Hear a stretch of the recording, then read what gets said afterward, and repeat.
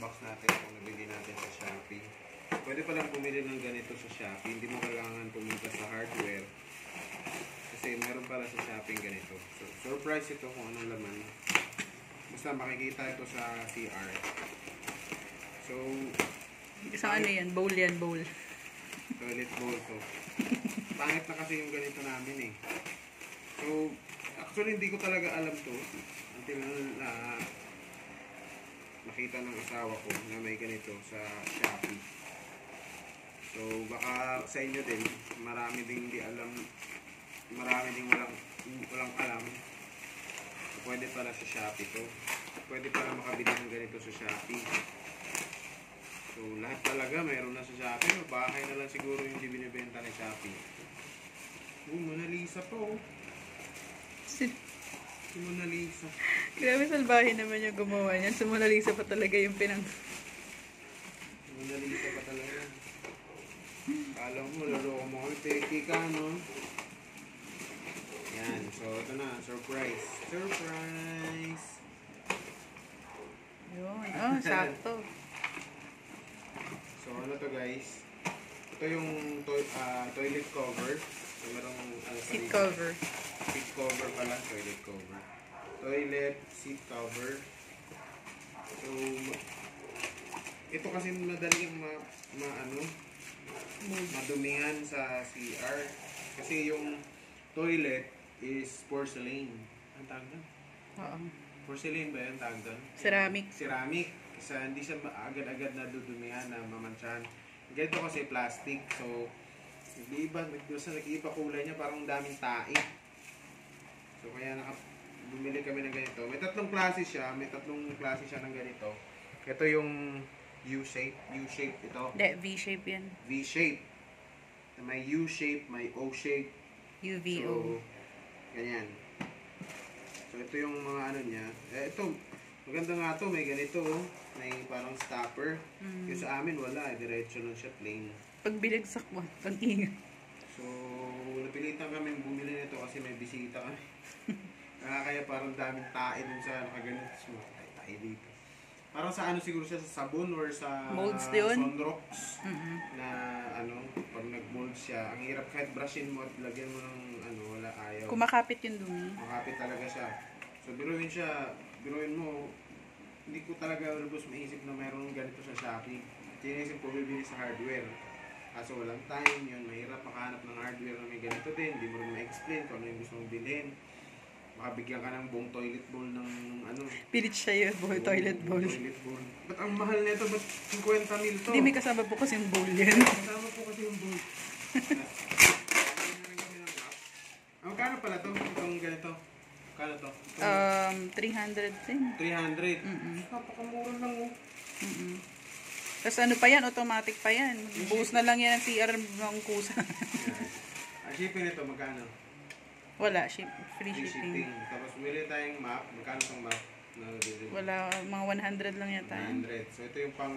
may libre na siya. Sa floor lang talaga ito. Kasi parang... self-cleaning. Paano ba ito? Uy, careful lang, baka mabasag. So anyway, 100 for a map. Pang ano lang to, hindi talaga siya pang deep clean. Kasi... pang ano lang yan, mga basa-basa. Tanggal lang ng mga basa-basa to kasi manipis lang to. So maganda lang sa Shopee, 100. Isang store lang siya. May kasama pa siyang sabon, ano? Hindi, ano to, parang... ano yan, yung pad. Kaso huwag mo na ilagay kasi nababasa yan, maglalagkit lang yan. Pad dito? Oo, dyan. Yung sa upuan mo. Oo, yung sa upuan mo. Oo, maganda to pag pag halimbawa, dali mo to pag sa travel pwede, para makaupo ka. Para makaupo ka, tapos labahan mo na lang. Pwede. Ano yan, sabon? May pa-free yata silang panlinis ng bowl.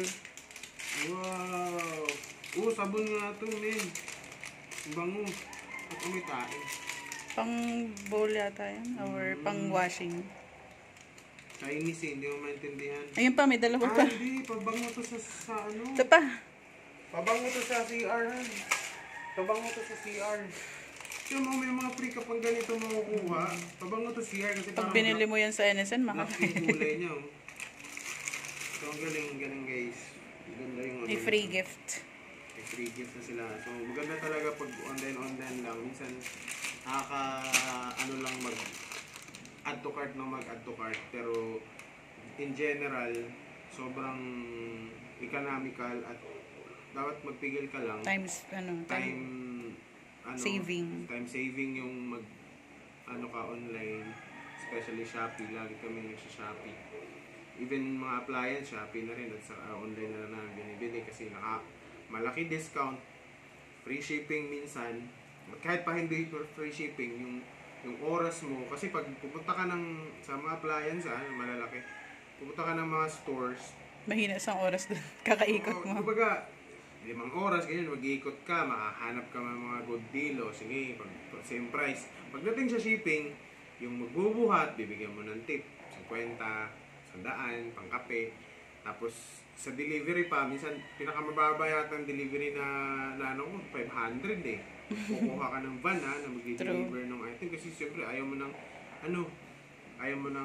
iuwi kasama mo. Pero pag ganito kasi, pag mga online lang, nandun na lahat ng shipping, maghihintay ka na lang, sila na yung bahala. Liable yung company kung anong mangyayari dun sa papadala nila. So, ibig sabihin, wala kang kinalaman kung during the transit, anong mangyayari dun sa package. Pwede mong singilin yung store. Unlike pag once nilabas mo sa store yung appliance, at nahulog mo, ikaw na yung responsible dun. So, maganda talaga. Promote ko talaga Shopee. Pero due diligence pa rin. Kasi so, ingat-ingat lang sa mga scam. May mga scam pa rin na store. Mga appliance, dun tayo sa official store, pumunta. And pag mga ganito lang, mga simple, tingnan lang natin yung mga review. Yung mga bad kasi review. Kasi nasa naman talaga yan. I-approximate mo kasi gano'n nakarami ang nabenta niya, like 5,000. Tapos, ano yung review? Kung 4 yan pataas, ibig sabihin, mostly dun sa pinapadala nila, goods. May mga bads man kasi minsan sa delivery. So, minsan din, of course, yung sablay talaga, may time talaga. Wala naman perfect eh. Pero at least, mataas yung tendency na goods yung makukuha mong produkto. So, yan lang. Bye!